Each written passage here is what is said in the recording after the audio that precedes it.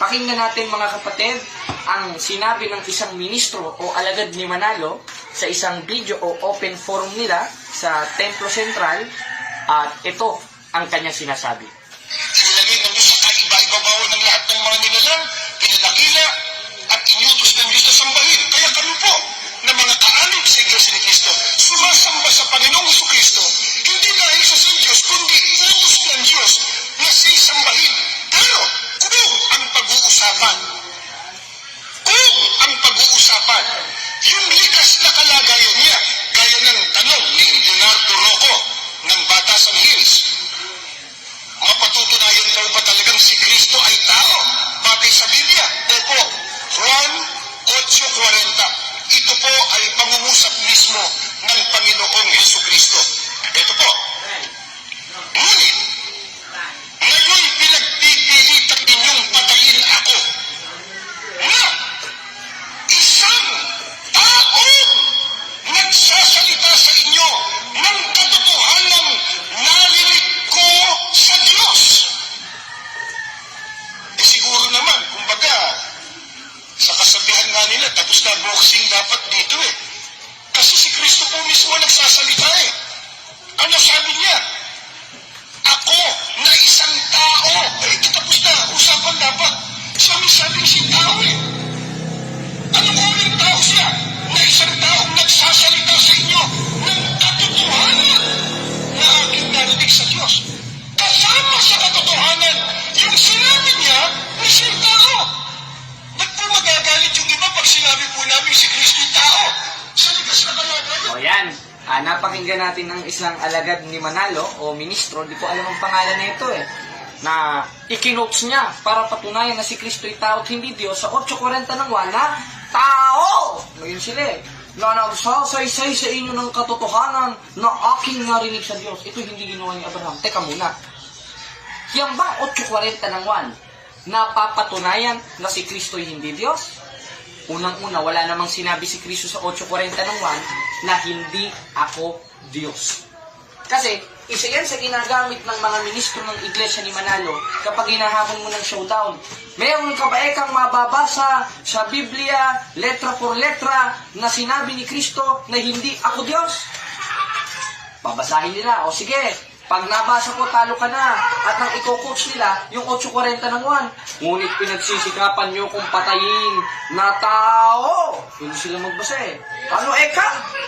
Tao! Masisira na yung boses nila eh. Na nagsasaysay sa inyo ng katotohanan, aking narinig sa Diyos. Tapos na daw ang usapan. Tapos na daw ang boxing. Sukat ng Biblia, ginawa mong boxing. Saan mo nabasa yun? Ngayon, pag-aralan natin mga kapatid, bakit sinabi ng ating Panginoong Jesucristo sa 8:40 ng Juan na siya tao? Hindi tinanong natin sa mga apostol, hindi natin itatanong sa ministro. Dahil pag itinanong natin sa mga ministro, naku, kawawa tayo. Self-interpretation, private interpretation ang gagawin sa Biblia. Kaya na lang ng 8:40 ng Juan, wala namang sinabi ng si Kristo na hindi ako Diyos. Bagkus ang sinabi niya, siya'y tao na pinapabura naman ng Iglesia Katolika Apostolika Romana. Dahil ating doktrina sa CCC, our Lord Jesus Christ is 100% man and 100% God. Saan mo naman nabasa yan? Basahin natin ang sabi ni Pablo sa 2:9 ng Colosas, sapagkat sa kanya nananahan ang likas na kalagayan ng pagka-Diyos nang siya'y maging tao. Aba, nung maging tao pa lang ating Panginoon sa Kristo, nasa kanya pala, o yung nasa loob, nung ipinanganak ni Maria, na haing katawan, yung likas na kalagayan ng pagka-Diyos. Kailan yun? Nung umiral ng wala pang pasimula, na kasama na ng Diyos. Basahin natin ang uno-uno ng Juan, ang sabi, nang pasimula siya'y verbo. At ang verbo'y Diyos. At ang verbo'y suma sa Diyos. Aba, letra por letra na ito. Ano nangyari sa verbo? Sa 14, nagkatawang tao ang verbo. Nagkatawang tao eh. Kaya naman pala sinabi niya sa 8:40 ng Juan na siya'y tao dahil siya'y nagkatawang tao. At hindi porket sinabi niya sa 8:40 ng Juan na siya'y tao, eh talaga siyang tao na at hindi na Diyos. Dahil nasa loob ng katawang tao na yon, sa 2:9 ng Colosas, yung likas na kalagayan ng pagka-Diyos. Na ano? Na suma sa Diyos at nasa kanan na ng Diyos. Katunayan, in Old Testament, nakita na nga ni David eh. Basahin natin ang 111 ng awit. Sinabi ng Panginoon sa aking Panginoon. Ilan na? Dalawa, umupo ka sa aking kanan. Tanong, nung pinaupo yung isang Panginoon sa isa pang Panginoon, anong sabi ng isang Panginoon? Nung pinapaupo niya, umupo ka sa aking kanan. Tanong, yung pinaupo sa kanan, Diyos ba? Basahin natin ang 1.8 ng Hebreo. Sabi, mga iglesia ni Manalo, mga ministro, kaya niyo bang tutulan ito? Absolutong katotohanan ito eh. Ang Diyos mismo ang nagsabi nito dun sa kanyang anak eh. Dahil ang subject of the sentence sa tinutukoy dito, yung Diyos. Yung anak ng Diyos. Si Kristo ano sabi? Ngunit tungkol sa anak ay sinasabi, ang iyong luklukan o Diyos ay magpakailanman.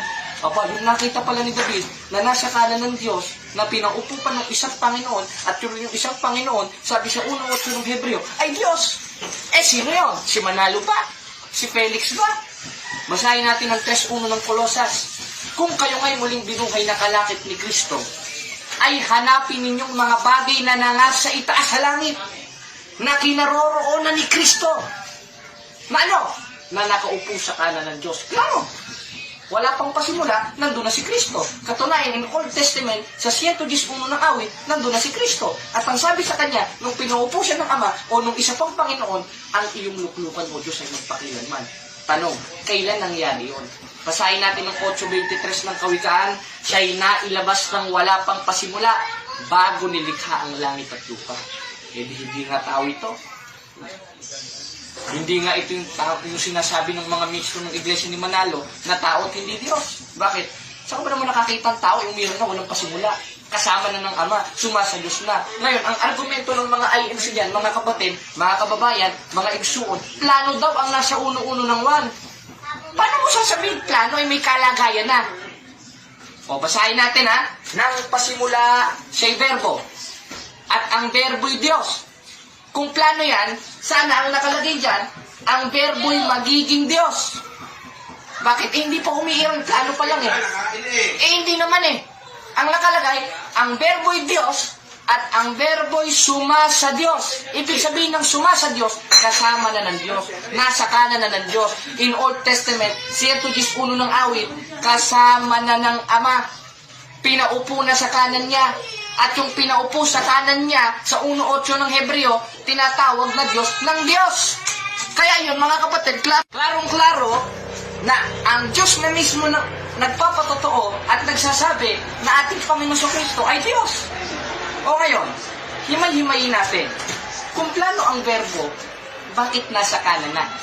Ano yung imaginary friends? Ang alam ko, imaginary friends lang yun yung mga hindi nag-e-exist. Nasa kanan mo parang multo.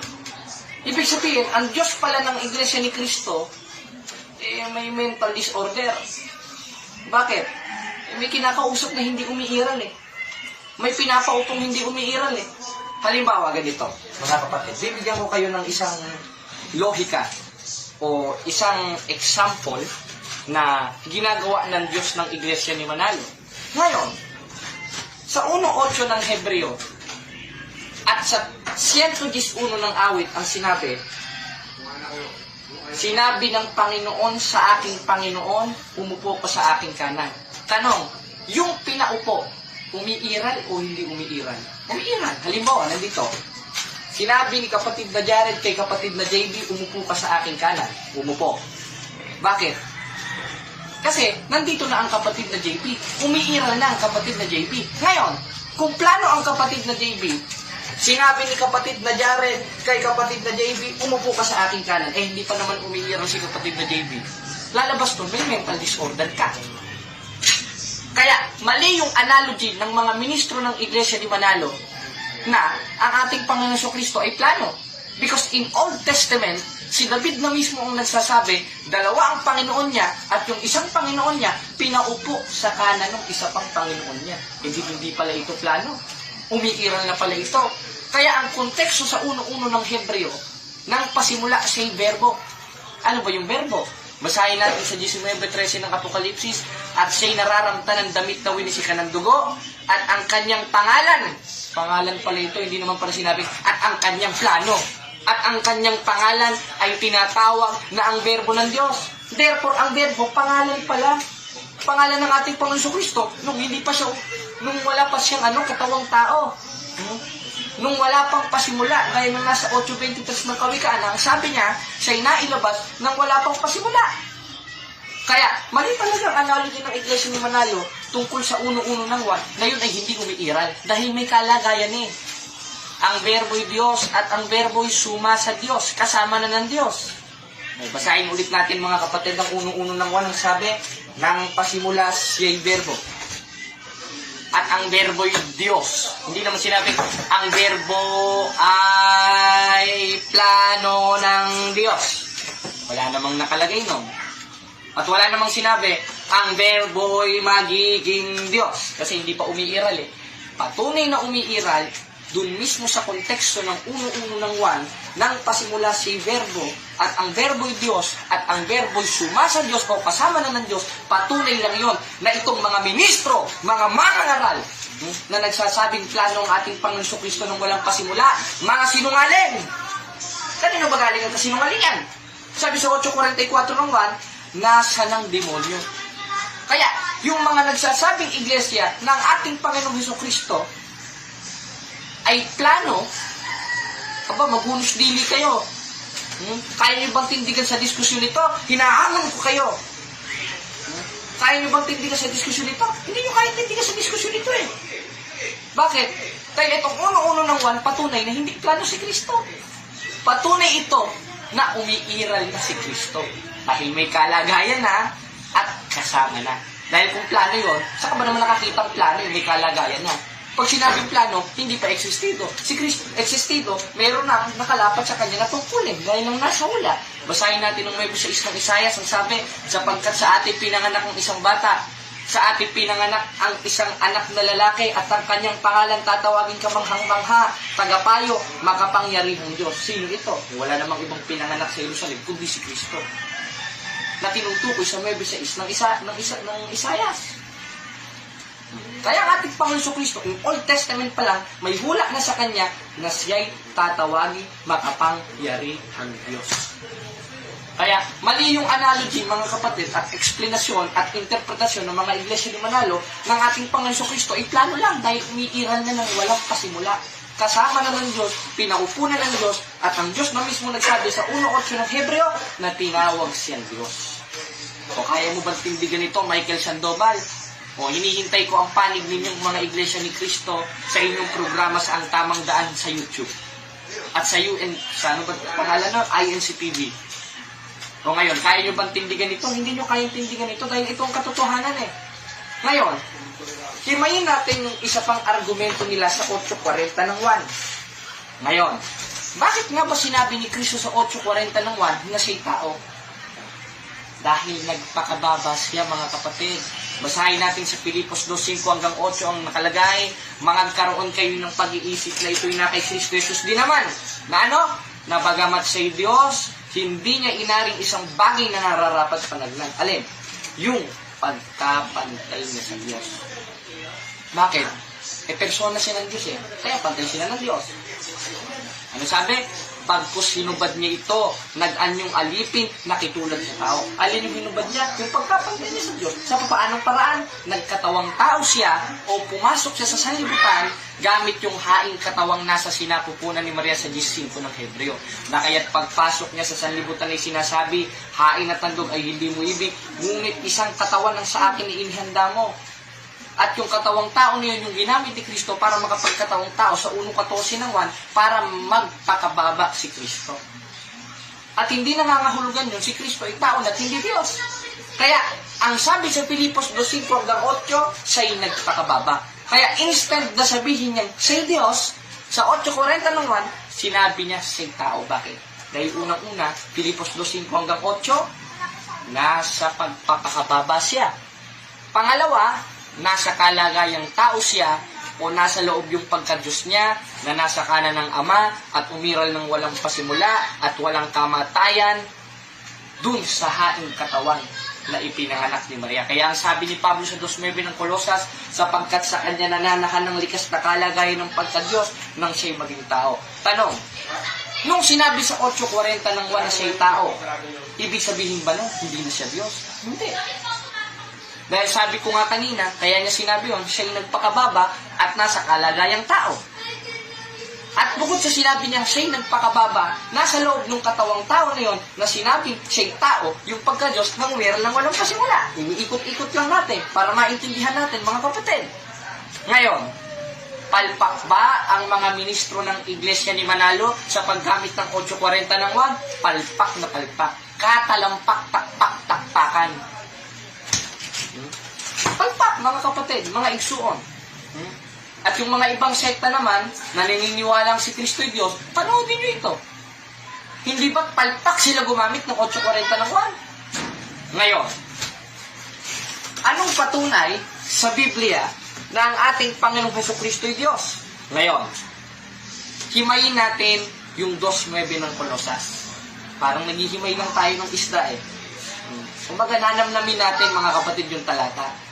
Ang sabi sa 2.9 ng Kolosas, sa kanya nananahan ang likas na kalagayan ng pagka-Diyos nang siya'y maging tao. Ngayon, nung magkatawang tao si Kristo, sa loob ng kanyang human nature, nandun ang divine nature. Anong patunay? Chismis ba ito? Hindi. Basahin natin ang 20:28 ng 1. Sinabi ni Apostol Tomas, hindi ng ministro ni Manalo. Anong sabi? At sumagot si Tomas sa kanya'y sinabi, tanong mga INC, tanong mga ministro, kanino sinabi ni Apostol Tomas, yung Panginoon ko, Diyos ko? Kay Manalo o kay Kristo? Kay Kristo. At hindi nagulat si Apostol Tomas diyan dahil ang nakalagay diyan, yung context diyan, sa 20:23 ng 1, sumagot si Tomas. Hindi naman nagulat. Ginagawa niyo chismoso si Apostol Juan. Bakit? 1:3 ng unang 1. Ang sabi ni Juan, yung aming nakita at narinig ay siya namin ibinabalita sa inyo. At isa sa ibinalita ni Apostol Juan sa atin ay yung nakasulat sa 20:28 ng 1 na sinasabi, sumagot si Tomas, hindi nagulat. At sinabi, Panginoon ko, Diyos ko. Anong sabi ng ating Panginoon Kristo? Hoy, mali ka, Tomas, tao ako. Anong sabi? Bagamat nakita mo ko, Tomas, sumampalataya ka. Anong pananampalataya meron si Apostol Tomas? Panginoon ko, Diyos ko. At ganoon ang pananampalataya ni Apostolo Pablo. Eh di dalawa na pala kalaban ni Manalo. Si Tomas, si Juan, si Pablo. Ano bang sabi ni Pablo? Basahin natin ang 1:12 ng Galacia. Sapagkat di ko tinanggap ito sa tao, ni itinuro man sa akin, kundi aking tinanggap sa pamamagitan ng pahayag ni Jesucristo.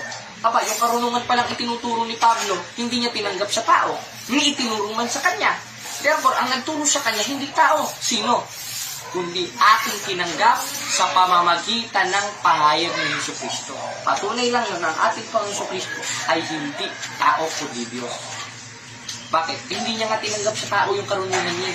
Kaliwe tinanggap kay Babalo. Isa Diyos nga eh. Tanong, sino bang nagturo kay Pablo at sino bang nag-uutos kay Pablo lahat ng sinusulat niya? Sabi sa 14:37 ng unang Korinto, ang Panginoon. Sinong Panginoon yan? Ang Diyos at tagapagligtas. Basahin natin sa 2:13 ng Tito, na hintayin niya ang mapala ng pag-asa at pagpapakita ng kaluwalhatian ng ating dakilang Diyos at tagapagligtas na si Jesucristo. Kaya ang ating Panginoon Kristo, siya ang Diyos at tagapagligtas. Kaya yan ang mga supportive verse o patunay na hindi matanggi ng mga iglesia ng Manalo na ang ating Panginoon Kristo ay tunay na Diyos. Eh ako naman ay kanabasa yan. Eh sabi ka sa 17:3 ng 1, makilala ka nila na iisang Diyos na tunay. Kaya si Kristo tao na. Hindi naman ay sinabi, makilala nila tayong dalawa ay isang Diyos na tunay. Bakit ba? Eh kasi nga, nagpakababa siya. Yung isang tunay, nasa baba. Katunayan, 5:20 ng unang 1, at nalalaman natin na naparitong anak ng Diyos at tayo binigyan ng pagkaunawa upang makilala natin siya na totoo at tayo nasa kanya na totoo sa makatwid bagay sa kanyang anak ni si Jesucristo. Ano si Kristo? Ito.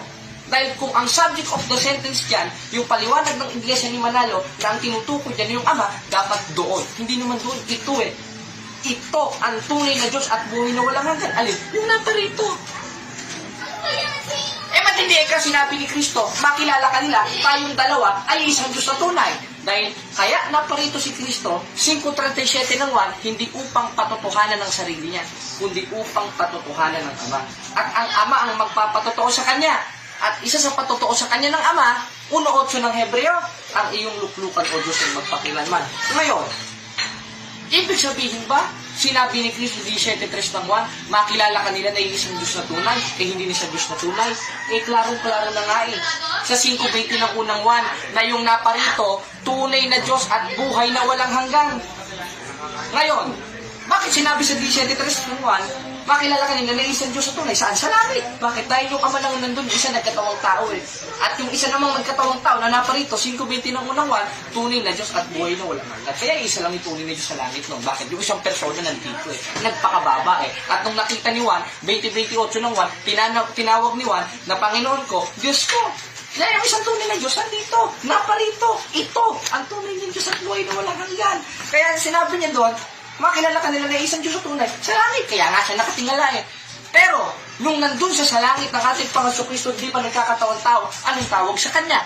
Ang sabi sa 1:8 ng Hebreo, ang iyong luklukan o Diyos ay magpakilanman. Kaya palpak na palpak talaga ang mga ministro ng Iglesia ni Manalo pagdating sa Christology. Bakit? Unang-una, sa original scriptures ng Biblia, sa 1:18 ng 1, sa Greek, ito ang ating mababasa mga kapatid, dahil ang Biblia ay translated, originated in Greek, Hebrew, and Aramaic. Anong sabi sa Greek? Basahin natin sa 1:18 ng 1 nakalagay. Meron ba tayong kopya dito sa ating folder? Pakinggan natin. Ayan, sa Bodmer Papyrus nakalagay, Monogenes Theos.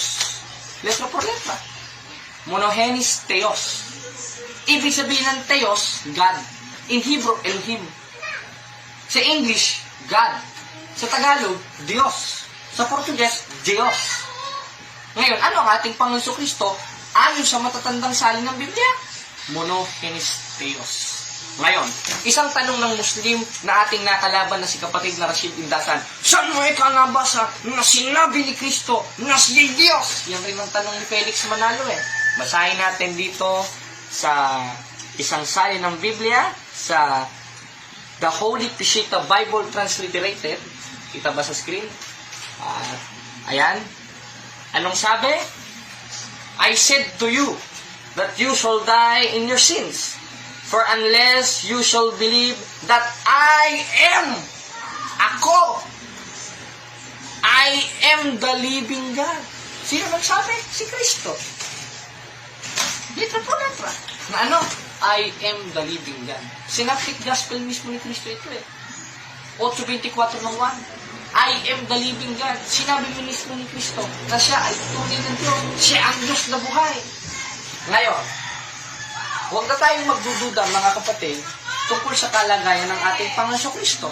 Ngayon, meron silang binabasa ng mga talata na sinabi eka ni Kristo na siya'y tao. Sabi eka ng mga apostol na siya'y tao. Klaro naman yun. Wala namang contradiction dun eh. Kaya sinabing tao, basahin lang natin yung 1:14 ng 1. Dahil siya'y nagkatawang tao, Pilipos 2:5-8, siya'y nagpakababa at nakitulad sa tao. At yan ang hindi kayang tutulan ng Iglesia ni Manalo. Yung Pilipos 2:5-8. Katunayan, maganda nga ang salin yan sa magandang balita Biblia. Dahil ang nakalagay dyan, Diyos talaga. Dahil kung babasa tayo sa dating Biblia, anyong Diyos, hindi naman anyong Diyos eh. Diyos eh. Bagamat siya'y Diyos, Theos. At yung mga old scriptures pa mismo ng Biblia ang nagsasabi na Monogenes Theos. O si Kristo ay tinatawag na kaisa-isang bugtong na Diyos. Ngayon, kung Diyos na ikaw si Kristo, ngayon ang sinasabi nila eh. Sagutin natin ang mga tanong, marami dito. Nasa ating line, para di tayo magluwat ng mahapong panahon, nandito ang mga tanong ng mga INC. Ngayon, isang tanong nila dito sa ating social media, kung Diyos na ika si Kristo, bakit pa siya nanalangin sa Diyos? Klarong-klaro. Bakit? Basahin ulit natin ng Filipos 2:5-8. Magkaroon kayo sa inyo ng pag-iisip na ito'y na kay Kristo Jesus din naman, na bagamat siya'y Diyos. Klaro, Diyos. No? Hindi naman sinabing tao, hindi naman sinabing alien. Ay hindi niya inaring isang bagay na nararapat panagnan. Pagkapantay niya sa Diyos, hinubad niya ito't nag-anyong alipit at nakitulad sa tao. Ibig sabihin ng nakitulad sa tao, kung paanong kumakain ng tao, kung paanong namamatay ang tao, kung paanong nananalangin ng tao, ganun rin mananalangin ang ating Panginoon Kristo. At hindi porket nanalangin siya, hindi na Diyos. Dahil nagpakababa nga siya. At yun lang ang tanging communication para makausap niya ang Ama. Gaya ng nasa 26, 42, 46, 44 ng Mateo. Si Kristo nanalangin ng paulit-ulit na sinasabi rin ng gayong salita sa Ama. Na Ama ko, kundi mangyaring inumin ko ito, mangyari nawa ang iyong kalooban. Bakit? Dahil nasa kalagayang tao nga si 40 ng 1, 14 ng 1. At bukod sa nasa kalagayang tao siya, sabi sa Filipos 2:5 hanggang 8, siya'y nagpakababat, nakitulad sa tao. Kaya ibig sabihin ng nakitulad sa tao, kung paano nanganalangin ng tao, kung paano natutulog, kumakain, umiinom, tumatay, umiihi ang tao, ganoon rin ang ating Panginoon Kristo. Dahil siya'y nagpakababa at ang umiiral sa Kanya nung siya'y nagkatawang tao, G5 ng Hebreo, yung haing katawan, nasa sa sinapot po ng Maria.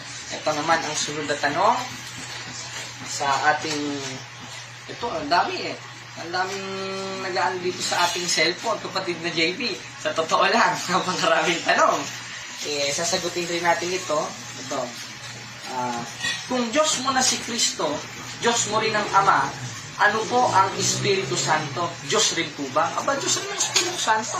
Basahin natin sa 4:6 ng Filipos. Ang sabi, huwag kayong mabalisa sa anumang bagay, kundi sa lahat ng bagay. Sa pamamagitan ng panalangin at daing na may pagpapasalamat, ay inyong ipakilala ang inyong kahilingan sa Diyos. Aba, ang sabi ni Pablo, ipapakilala natin ang ating kahilingan at mananalangin tayo sa Diyos. Kung mananalangin tayo sa Diyos, ang sabi ni Judas, sa 1:20 ng Judas, manalangin kayo sa Espiritu Santo. Anong Espiritu Santo? Diyos. Ngayon, ang tanong niya, kung Diyos mo na si Kristo, Diyos mo na rin ang Ama, Diyos mo na rin ang Espiritu Santo, ilan ang Diyos mo? Isa. At yun naman, ang doktrina ng Iglesia ni Manalo ay ayon dito sa kanilang pasugo. At yun rin ang doktrina ng ating simbahan. Na ano? We worship only one God according sa CCC. Isa lang naman talaga ang Diyos pati ka may Kristo pa. Pati ka may Espiritu Santo pa. It's just the same. Just 30 ng 1. Anong sabi? Ako at ang Ama ay isa. At bukod sa ako at ang Ama ay isa, nakapaloob doon sa 1:26 ng Genesis in Hebrew, Elohim.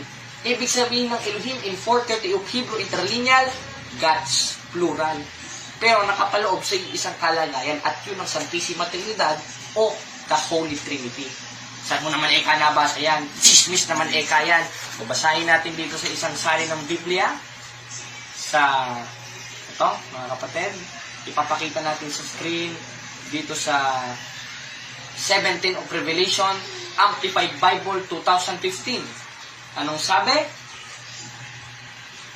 And in a loud voice, they cried out, saying, salvations belong to our God, who is seated on the throne, and the Lamb. Our salvation is the Trinity. Letra per letra. At yun ang Ama, Anak at Espiritu Santo na mababasa natin sa 28:19 ng Mateo. Na yumahon kayo sa bawat bansa sila inyong bautismo sa pangalan ng Ama, Anak at Espiritu Santo. Tanong, ilan ang Diyos natin? Isa. At yun ang Ama, Anak at Espiritu Santo. Kala ko ba isa? Bakit may tatlo pa? Persona niya yun. Pero, isa lang yun. At yun ang nakapaloob sa salita sa Hebrew sa 1:26 of Genesis na Elohim. Gods. At ang nakapaloob doon, Ama, Anak, at Espiritu Santo. At yun ang hindi kayang tutulad ng Iglesia ni Manalo. Kaya, ilan ang Diyos natin? Isa. At hindi porket sinabing isa, is a absolute one. Merong tinatawag na united one. Basahin natin ang 17:11 ng 1, at wala na ako sa sanlibutan at mga ito'y nasa sanlibutan pa.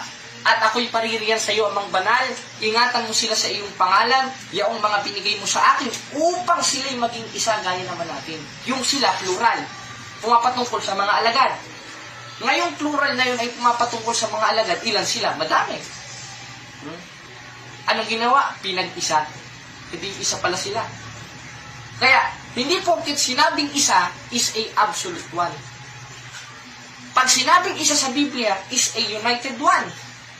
Gaya ni Kristo at ng Ama, gaya sabi sa 17:11 ng 1, upang sila'y maging isa, gaya naman natin. At yun ang hindi naintindihan ng mga iglesia ni Manalo. Kayo may tanong pa ba? Ayan, wala nang tanong. At muli mga kapatid, salamat sa Diyos. At nagkaroon tayo ng isang episode commentary sa mga panliligaw ng mga ministro ng Iglesia ni Manalo patungkol sa kalagayan ng ating Panginoong Hesus Kristo.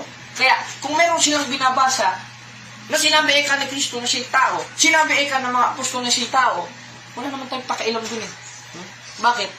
Dahil hindi porket sinabi ni Kristo na siya'y tao, hindi na siya Diyos. Dahil walang mababasa sa Biblia na sinabi niya na ako'y hindi Diyos. Klaro. Kaya sinabi niya na siya'y tao, uulitin natin, 1.14 ng 1, dahil siya'y nagkatawang tao. At bukod siya'y nagkatawang tao, Filipos 2.5 hanggang 8, siya'y nakababa at nakitulad sa mga tao. Kaya kahit may mabasa sila na si Kristo'y tao, wala naman tayong problema doon. Dahil ang doktrina ng simbahan, si Kristo'y 100% na tao at 100% na Diyos. At ang sabi ni Apostol Pablo sa 2.9 ng Colosas, sa kanya nananahan ang likas na kalagayan ng pagka-Diyos nang siya'y maging tao. Katunayan nakita siya ni Juan at ni Tomas sa 20:28 ng Juan, ang sabi, sumagot si Tomas, Panginoon ko, Diyos ko. Tanong, sumasampalataya ba ang Iglesia ni Manalo sa ating Panginoon Jesucristo? Hindi. Dahil ang tunay na pagsampalataya sa ating Panginoon Jesucristo, 2.13 ng Tito, ang sabi, nahintayin niya ang mapalad na pag-asa at pagpapakita ng kaluwalhatian ng ating dakilang Diyos at tagapagligtas na si Jesucristo. Therefore, ang tamang pagsampalataya sa ating Panginoon Jesucristo, Diyos at tagapagligtas. At dito natatapos ang ating programa, mga kapatid, na ang tamang landas. Salamat sa Diyos. To make His message known is our responsibility. So here we are to pledge our lives to the Lord.